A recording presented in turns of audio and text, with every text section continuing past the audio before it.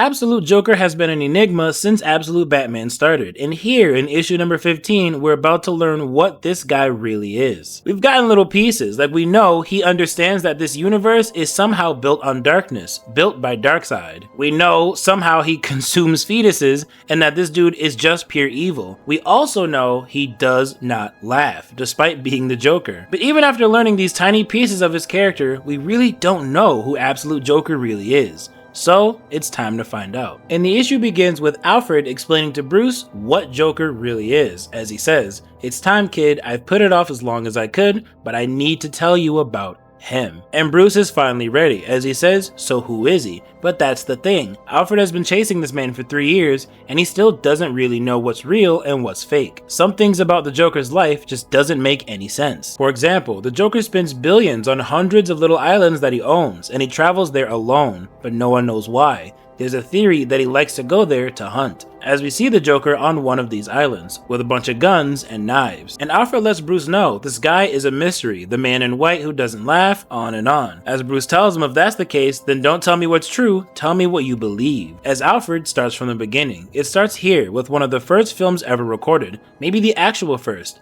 1888, as we see his great-grandfather, a child in clown makeup, a boy who grew up an orphan, a street performer, Joseph Grimm I, but people call him Jack. They say he was good too, best around, said you could hear the laughter for blocks and blocks, though he himself never so much as chuckled. His reputation grew, he brought his clown act to vaudeville, took the money from that and invested in his own theater. Just kidding, JK. So we got that Joker personality slowly building up. From there, he invested in silent pictures, funded some big ones. Competition was fierce, but Jack always prevailed by, according to those people around him, making people laugh loudest. By 40, he amassed a fortune, getting into all kinds of prestigious men's clubs and having deep connections with all of the richest, most influential people at the time. And despite all his fundings and connections and memberships, he was never one for the spotlight. There are barely any photos, any interviews, almost no record of this guy existing at all. The only time you really saw him is in the shows he produced and his charity. Jack was a major philanthropist. That much is documented, though you won't see his name on anything. He was especially devoted to children's causes, which made sense given his own rough childhood. Live like a clown, leave the world with more laughter than when you entered. That was his reported motto. Jack died in 1938 according to record, and is buried in a family crypt here in the city. And I gotta say, seeing his great-grandfather here in that makeup, he does not look like a child. He looks pretty disturbing. But now things get even deeper. We see this family is ingrained in the very soil of America.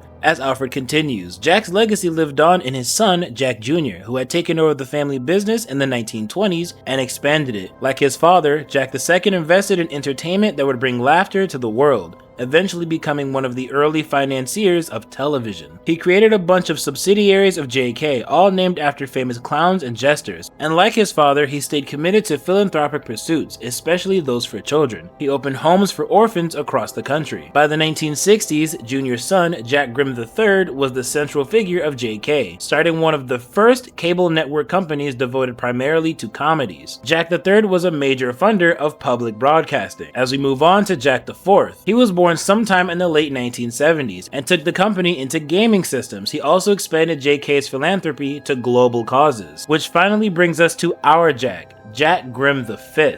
Young, smart, and by far the most successful yet. He was one of the first investors in online gaming platforms, the hardware and software, and a primary banker in graphics processing units, the chips that the entire bloody world runs on. This family is ingrained in the very soil of America. And as he approaches trillionaire status, Jack V has vastly widened JK's charitable initiatives, international literacy programs, peace orgs, medicine, and aid drops. To those who know him, lauded and loved. And this is all confusing Bruce, so where is it? Where is the damn smoking gun, Pennyworth? What's so scary about this guy? Because so far, he seems like the perfect man. And as we see the Joker hunting, Alfred tells him, on paper, nothing is scary about him. Just the opposite. He's the 5th chapter in a story about a family that has made its fortune by embracing that very first love, the clown, helping Americans and people around the world smile, laugh. Sure, he's eccentric, he likes to hunt big game alone on an island, and we see something deadly in his eyes, as we see him run into a mountain lion and he tries to fight it with just 2 knives, but as they stare down at each other,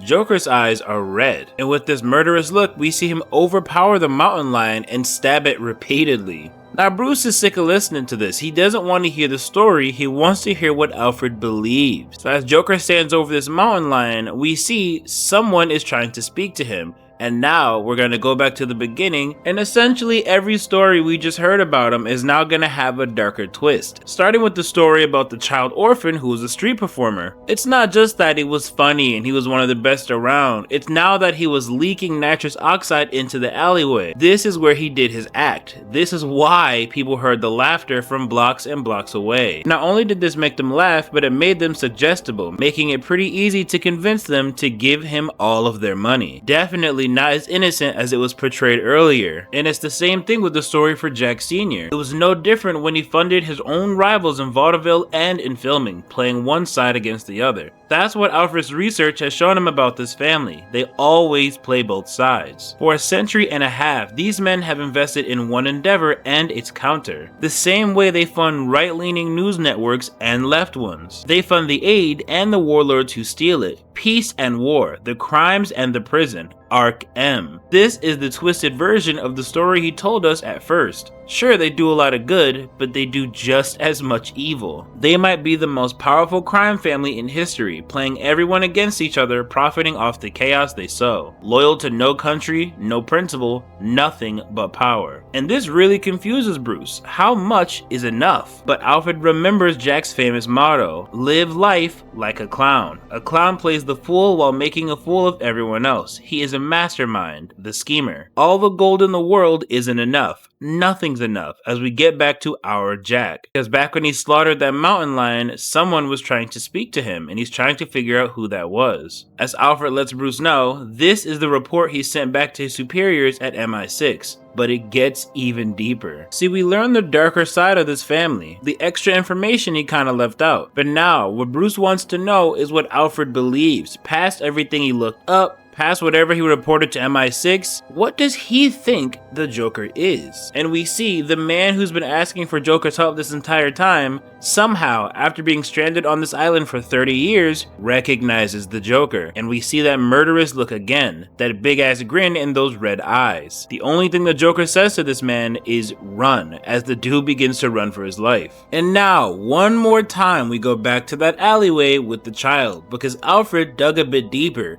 but this is more than just information this time, it's what he really believes about the Joker. See, when he dug deeper, he found that a lot of people in that alley ended up dying, and we see they died from some form of the Joker toxin, something that could be absorbed through the skin, like if they shook the hand of a small boy. So all the way back in 1888, this dude was already developing some version of the Joker toxin, leaving people grinning and twisted in pain. And while Alfred explains this to us, we see the old man doing his best to run, while Joker takes his time, taking his shirt off, saying ready or not, as we see his face start to contort, and we see his voice change as he says, "Here I come." As Alfred continues, lots of people who encountered the Grimms over the years came to mysterious bad ends, jumping off bridges, boats, vanishing, business rivals, politicians, reporters. In the 90s, an associate of mine at the FBI, Harvey Harris, began an investigation, died in a boat accident. As Bruce wonders, "What are you saying, Pennyworth?" And Alfred continues, "I'm saying there's a darker project, Bruce.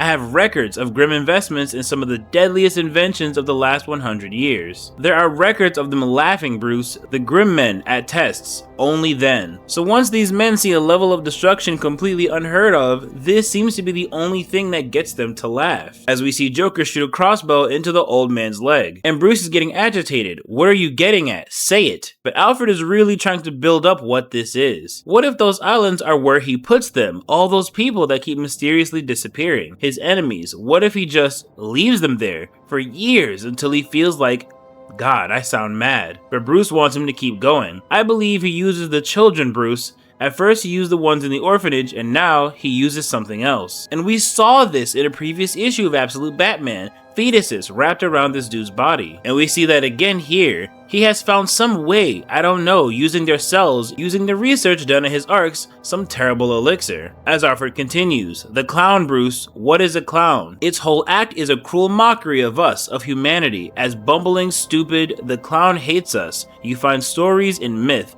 legends from ancient times to now. The jester who burns the kingdom, the one who convinces us to kill each other even as he himself preys on us. The clown is death. The clown is, and now Bruce is getting real pissed, stop dancing around it. But Alfred doesn't want to say it, and Bruce continues, say it damn it, what do you believe? And we see the transformation of Absolute Joker. Spine breaking, skin turning white, green horns and bones coming out of his body, a mouth inside a mouth inside a mouth, red eyes glowing. And as the old man looks over in fear, we see, for once, the Joker has now laughed. And Alfred continues, I believe that there is no Grimm family, alright? I believe there is no Jack 1st, 2nd, 3rd, 4th, 5th. There's only ever been one Jack Grimm. Him. Maybe it's just his infernal science, maybe it's some dark pact, I don't know. Maybe it's fucking both, and I know how it sounds, kid, I know. But I look at him and he's something terrible, Bruce, a nightmare thing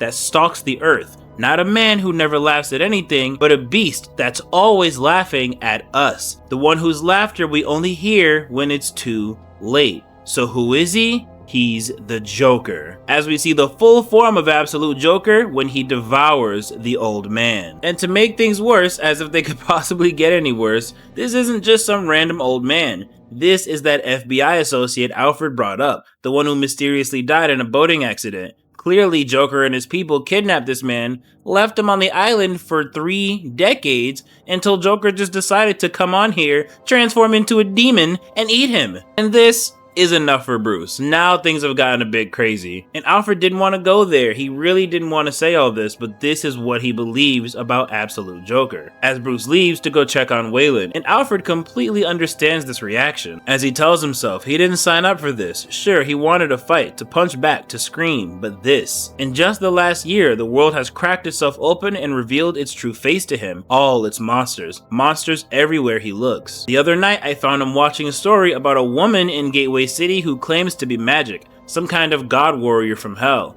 My girl, Absolute Wonder Woman. To his credit, he just keeps on. He pushes forward, but did you really tell him about Grimm for his own sake? No, you told him because you couldn't live with it, because deep down, you're a coward. Just yesterday, a report put Grimm on his islands off the coast of Colombia, but you couldn't let it alone. Even with Grimm 3,000 miles away from Gotham, as we see the Joker. And as we see him returning home, one of his butlers say, "Welcome back to the manor, Master Grimm. It's so nice to finally have you home. Are you hungry?" And he responds, "No. I ate." Jesus Christ. Now we know who the Absolute Joker really is. And we see just how similar this dude really is to our OG Bruce, with him being such a huge billionaire and a philanthropist, besides of course being a giant white demon. As we see, he has a cave behind a clock, just like OG Bruce. And he says, I have plans to make though, so if you need me, I'll be in the cave. And this is the end of the issue. And next issue is going to be about Absolute Wonder Woman. We're gonna get our crossover. My two goats are about to meet. But I'd love to know how you guys feel about Absolute Joker and this crazy ass story. It had a slow burn,